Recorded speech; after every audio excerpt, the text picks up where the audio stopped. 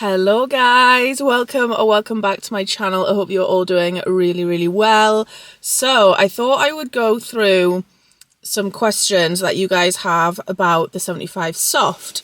So if you aren't aware, I've already done the 75 soft once before and I'm doing it again. I put a little question box on my Instagram story and I also asked you guys on the YouTube community side of YouTube if you had any questions about the 75 soft, let me know and I will answer them. So I'm going to go through as many as I possibly can because I realise that you guys probably have a lot of questions about it because it's not your generic like 75 hard. It's a little bit different. So let me just go onto my archive. Here we go. So we might as well just crack on and answer these questions. Quite a few of you have asked about the rules for 75 soft, so we might as well start with that because it just kind of makes sense to like get the rules out of the way so then you know what I'm talking about with the rest of the question. So the rules are that you eat well and you can have one cheat meal per week. So in terms of eat well, it doesn't mean that you have to follow a specific diet. It doesn't mean you have to stick to a certain amount of calories, anything like that. It is literally just eating well. So, good portion sizes, balanced meals. Basically, in my mind, it means to eat better than you did before. So that's how I take it. The next rule is to drink 3 litres of water a day. I have this big tumbler, which does hold just over a litre. I think it's like 1100 millilitres. So I try to drink 3 of these a day. Rule 3 is to exercise for 45 minutes every single day and then have 1 day of rest. You might have seen some people do it as one active day, which means that you do go for a walk or something. But for me, I'm just having it as a day of rest, so I won't exercise. The next rule is to read 10 pages or listen to 30 minutes of an audiobook. This can be any book. It doesn't have to be non-fiction or anything like that. I'm personally doing an audiobook just because I find it a lot easier. I've never really been a book reader. The first time I did it, the reading 10 pages was honestly the hardest part. So I'm doing it as an audiobook this time. I'm listening to Why Has Nobody Told Me This Before by Dr. Julie Smith. Yeah, Dr. Julie Smith looks a bit like that in case you are interested in going and downloading it. It is quite interesting, to be fair. It talks to you a lot about psychology and why we think the way we think and stuff like that. That kind of stuff really interests me. So I'm listening to that one. And then, what rules have I done already? Oh, and then part of the eat well is that you can drink on social occasions. I think that's all of the rules. I'm going to have to double check though because I keep forgetting. I kind of just do them naturally now. Yeah, so that is all of the rules. And people adapt the rules to this challenge all the time. I've adapted them as well for me. I think the point of 75 soft is that you make it sustainable for yourself so that you're not completely changing your lifestyle to something that you're not going to keep up after the 75 days are finished. For me, making little tweaks like doing an audiobook instead of reading 10 pages is more sustainable for me because I know that I am more likely to listen to it than I am to actually sit down and read it. And yeah, so you might see all kinds of different variations of the rules, but those are the ones that I am following. Next question is, what are your thoughts on it? Beneficial or too much? So I think, sort of linking this to what I've just said, I do think it's beneficial because for me, it's more about setting healthy habits and kind of setting myself up to live a more sustainable, healthy lifestyle rather than, some people don't agree with this, but personally I don't think that 75 hard is a sustainable lifestyle. I think the main difference between 75 hard and 75 soft is that 75 hard is a mental and physical toughness challenge. I don't think it's really designed to set you up for a sustainable lifestyle. It's more of a challenge, and the rules for that one are very, very strict. You have to read 10 pages of a non-fictional book. You have to train for 45 minutes twice a day, and one of those has to be outside.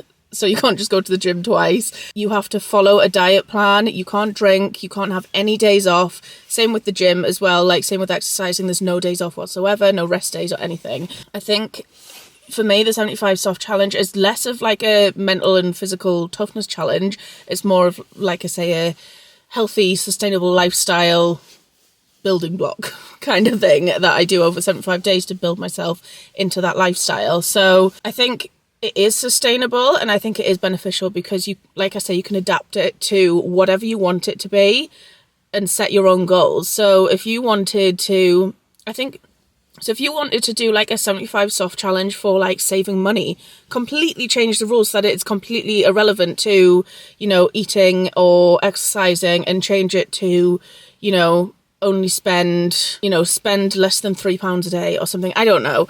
Like you could change the rules to whatever you want it to be. So yeah, but I don't think it's too much personally, as long as you set the goals to something that is going to be sustainable. Is there anything you're doing differently this time, and why?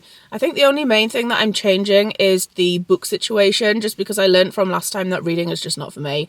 Like, I did read 2 and a bit books, I think, from doing it last time, but it was just the most, like, it was just the part that I really didn't enjoy doing. I learned a lot from the books, don't get me wrong, but I put off doing my reading until like the very last minute, just because, I don't know, I just didn't enjoy it. But I'm much enjoying doing it through an audiobook, because I get to like intake the knowledge without having to sit and read a book, and I can do it as I'm like doing things. So I'll just have my headphones on whilst I'm washing the dishes or just doing some tidying, or at the moment I listen to it in the car as well whilst I'm out at work. So like in between when I'm going into people's houses, whilst I'm driving to the next one, I'll listen to a bit more of the audiobook. So that really helps, and I end up listening to way more than just the half an hour a day. So yeah, I think that's the only thing that I'm doing differently this time, just because, again, I think it's something that I can benefit from the knowledge that I'm learning, but I'm doing it in a more sustainable way to me. And I think that I may listen to more audiobooks after the challenge than I did read books after the first time I did it. So so that's why I'm doing that. Okay, how do you develop the discipline to still go to the gym after a long, busy day at work? So this one I think was something that I was going to struggle with, but actually I've just kind of found that if I don't stop at home, basically, is the way that I do it. So if I'm going to the gym after a long day at work, quite often we'll go to work and I'll wear my gym leggings to work. Like, I'm lucky enough that my the care company that I work for says that as long as the leggings aren't see-through, they're fine. I wear my leggings and my sports bra under my uniform. So then once I finished at my last client's house, I just drive straight to the gym. I've got a gym bag and the boot ready, and I just get changed and I just do it as if it's almost as if I'm just making one last call before I go home. So that's how I kind of do that. So I feel like if I was to stop at home, get changed, I would sit on the sofa and then I wouldn't get up again. So yeah, it's kind of making it as part of your workday rather than like an extra activity that you have to do after you've finished. I just make it like part of my day. If does that make sense? Basically, I'm not separating it from my work day. I'm just adding it on to my day.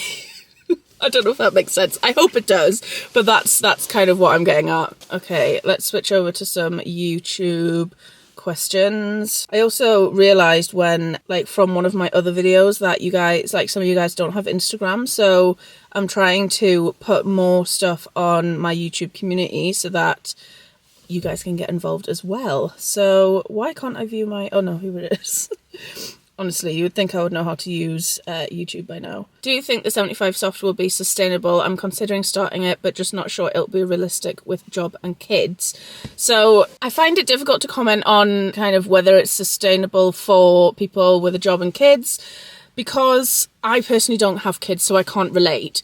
However, people still do go to the gym when they've got kids. People find, activities and things that they can do. Personally, I think it is sustainable. I've seen people do it before. I've seen people do 75 hard before with a job and kids. So I guess it's kind of one of those things where, adapt the rules.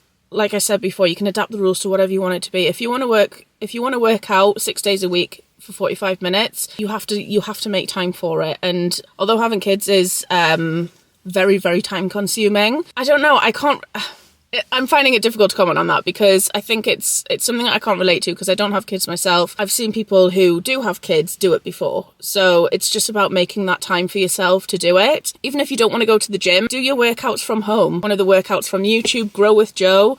Get Fit with Rick. There's loads of walking workouts on YouTube that you can follow, just so you can do it from home if you want to. You don't have to go to the gym. It is what you make of it, so you can do it. I personally think that you could do it just based on the fact that you can work out from home.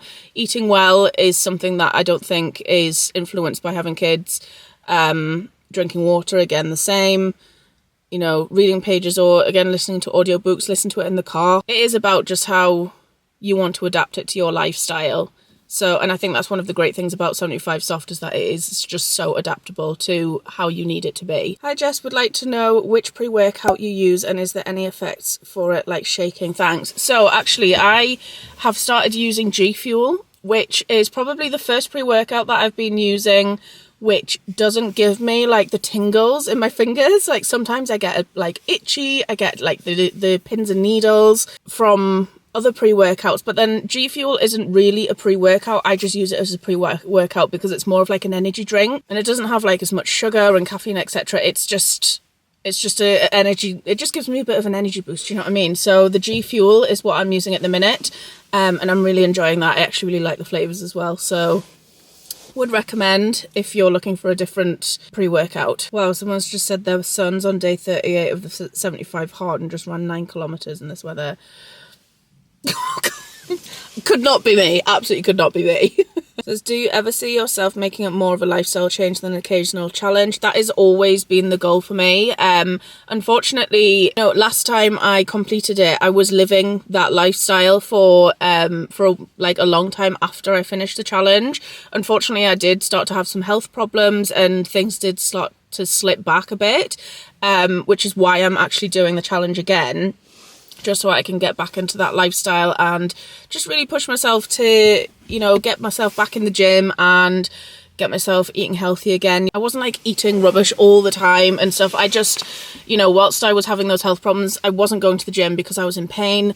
I wasn't eating rubbish, but like I just wasn't really like conscious of what I was eating. So would kind of eat like bigger portions than what I would usually feel comfortable eating, so that and I ended up like overeating on like stuff that I didn't really need to. So just like bigger portions, and I think I stopped going to the gym for about 2.5 to 3 months. And I did weigh myself and I only put on like 4 pounds. So it wasn't like I had completely reversed to my lifestyle beforehand. I just hadn't stuck to it. So that is the reason why I'm doing it again, just to get back into the lifestyle so then I can just carry it on after the challenge is finished. So it's never really been something that I've seen as an occasional challenge. It just so happens that I had an unfortunate event that led to me slipping back into old habits. So that's why I'm doing it again. And then hopefully in the future it will just be a lifestyle. How do you keep up with drinking your water? I hate drinking water. I always have it by my side, like always. So when I'm at work, it's in the side of the car. I drink it all day, every day. I must admit, working out in the community and drinking 3 litres of water is difficult when it comes to needing the toilet. So I do find myself asking my clients whether I can use their toilet, which I guess is fine, but it's just something that I hadn't noticed before. I would obviously use the toilet beforehand. With the route that I'm doing at the minute, I'm usually quite close to home, so I can like just nip in and stuff. But the amount of times that I've been needing to go to the toilet, I can't keep nipping home. So otherwise I'll never get any work done. Yeah, it has been a little bit more difficult with being like out on the road all day and drinking 3 litres. But a trend that I notice when I start to up my water intake is that it's difficult at the beginning because you're constantly needing to wee, but then your bladder kind of gets used to it, I think, and it kind of goes away. So you just end up needing the toilet less. So that's kind of what I'm working towards and hoping that'll happen, that I just get used to the water intake and I won't need to like pee every 2 seconds. Do you think it encourages restricting/binging, e.g. when you finish the challenge you binge? It depends on how much pressure you put on yourself during the challenge. I think this is why I don't count calories. This is why I'm not kind of having it as more of a restrictive challenge. If you aim for it to be a lifestyle change, then you want to think about, how do you want to live your life after the challenge? Do you want to be constantly counting calories? Do you want to constantly feel hungry? Do you want to be you know, thinking, oh, I shouldn't have that.